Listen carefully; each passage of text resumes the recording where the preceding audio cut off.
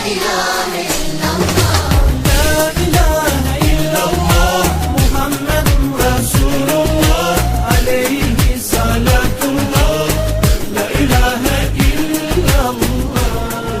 हमारे चैनल को सब्सक्राइब नहीं किया तो सब्सक्राइब कर लीजिए और बेल आइकन को प्रेस कर दीजिए ताकि हमारी नई वीडियो की नोटिफिकेशन सबसे पहले मिल जाए आपको।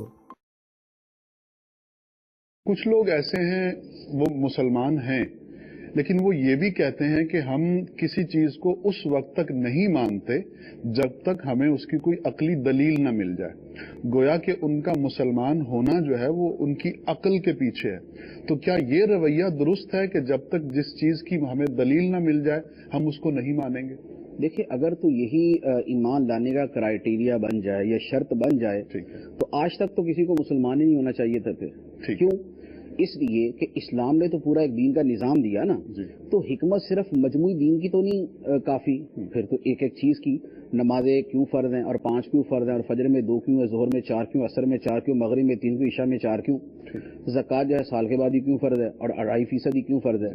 तो जब तक एक एक हुक्म की हिकमत पता ना चले तब तक अगर ईमान नहीं कबूल करना तो फिर तो ईमान लाने का सवाल ही पैदा नहीं होता ना। अहकाम इस्लाम के अहकाम है 1 लाख, ठीक। अब 1 लाख हिकमतें पहले पता चले और जनाब जो है पहले अरस्तु अफलातून बने और दुनिया के माहिर तरीन जो है ना वो फकीह मुतफक्के बने और उसके बाद इस्लाम कबूल किया जाएगा, तो ऐसा तो नहीं हुआ। ठीक।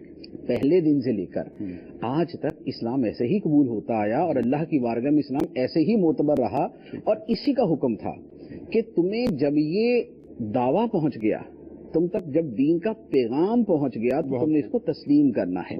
अब आगे कोई हिकमतें जानता है कोई नहीं जानता तो वो अक्ल के एतबार से फर्क आ जाता है, इल्म के एतबार से फर्क आ जाता है, लेकिन मजमूई तौर पर बहरहाल इस्लाम कबूल करना ही होगा। मुसलमान का रवैया रविश क्या होनी चाहिए? कुरान पाक के अंदर बड़ी वाज़ेह तौर पर उसके बारे में जो है वो हुक्म मौजूद है। फरमाया इन्नमा काना कौलल मुमिनीना इज़ा दुऊ इलल्लाहि व रसूलिही लियहकुम बैनहुम अन यक़ूलू समिअना व अताअना। फरमाया कि मोमिन का जुमला, कौलल मुमिनीन, मोमिन का जुमला जब उसे अल्लाह और अल्लाह के रसूल की तरफ बुलाया जाए कि वो इनके दरमियान फैसला करें तो मोमिन का जुमला ही ये होता है अन यक़ूलू समिअना व अताअना, अल्लाह, मैंने सुना और मान लिया। सुभान अल्लाह। तो अल्लाह अज़्ज़ा वजल की तरफ से उस हुक्म के साबित होने पर, रसूल की तरफ से उस हुक्म के साबित होने पर मान लेना मोमिन का जुमला ये है। ये जो है ना कि हम जब तक हिकमत नहीं समझेंगे तब तक ईमान नहीं लाएंगे, तो फिर वो हिकमत पे ईमान लाएगा, खुदा पे ईमान तो नहीं लाएगा। अल्लाह, खुदा पे ईमान होता तो जब पता चल गया कि खुदा की बात है और खुदा ने फरमाया तो ईमान ले आता, लेकिन हिकमत की शर्त लगा दी, उसका मतलब ये हुआ कि हिकमत पर ईमान लाएगा, खुदा पे ईमान नहीं लाएगा। तो लिहाजा मोमिन के लिए यही है युमिनूना बिल गैब, बिन देखे मानता है। वरना कहाँ अल्लाह ताला की वहदानियत को पहले अकली दलाइल से साबित किया जाए, पहले क़यामत को, जन्नत को, फरिश्तों को, दोज़ख को, तकदीर को, इन सारी चीज़ों को पहले अकली दलाइल से साबित किया जाए और उसके बाद बंदा ईमान लाए।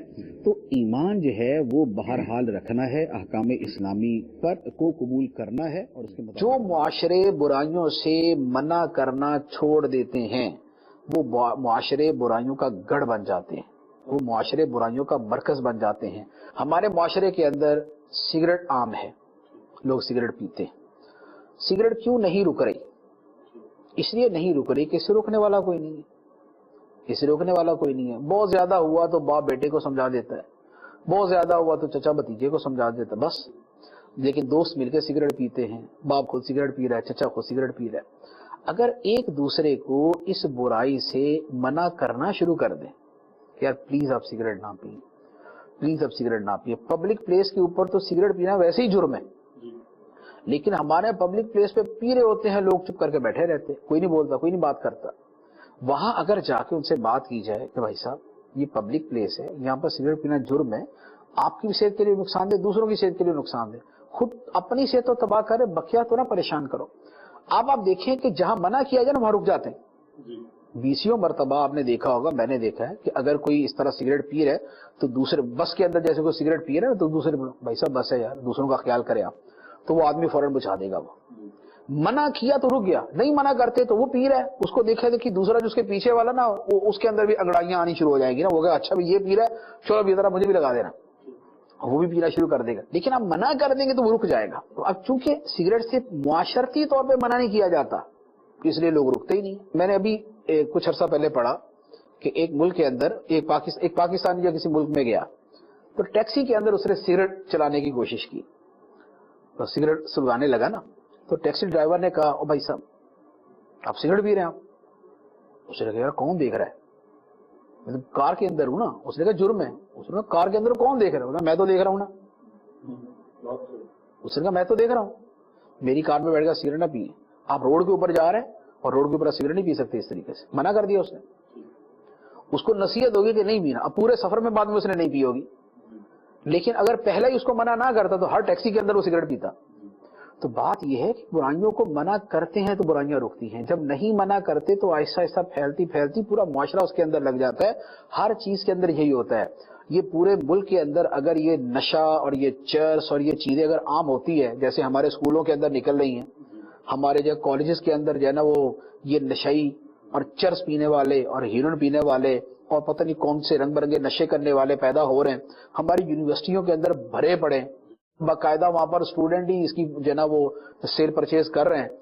تو یہ جو ساری بہاریں یہ کس وجہ سے, قانون نے جو کرنا تھا وہ قانون نے وہاں غفلت کی, لیکن اس سے زیادہ غفلت تو خود وہاں کے اس معاشرے میں بسنے والے لوگوں نے کی نا.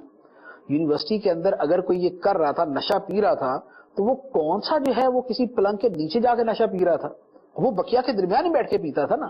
بکیا نے اس کو منع نہیں کیا, نتیجہ یہ ہوا آہستہ آہستہ یہ بھی نشے پہ لگ گئے. پھر ساتھ والے کمرے والوں نے منع نہیں کیا تو آہستہ آہستہ وہ بھی لگے, پھر ساتھ والوں نے منع نہیں کیا آہستہ آہستہ وہ بھی لگے, کلاس نے منع نہیں کیا آہستہ آہستہ وہ بھی لگے, اور پتہ نہیں کتنے استاد بھی لگے ہوں گے ساتھ ہی. تو بات یہ ہے کہ برائی کو روکیں گے تو برائی روکے گی, نہیں روکیں گے تو معاشرے کے اندر پھیل جائے گی. ہر چیز کو قانون کے اوپر نہیں ڈال دیا جاتا کہ قانون اپنے ڈنڈے سے ہی اس پہ آ کے عمل کروائے. کچھ معاشرتی ذمہ داریاں بھی ہوتی ہیں, کچھ معاشرتی ذمہ داریاں ہوتی ہیں کہ ہم نے اپنے معاشرے کو اچھا کرنا ہے, انسانی بھی بنانا ہے اور اسلامی بھی بنانا ہے. انسانی بنانے کے لیے آپ کو کچھ کام کرنے پڑیں گے, اسلامی بنانے کے لیے آپ کو اس کے اعتبار سے کچھ کام کرنے پڑیں گے.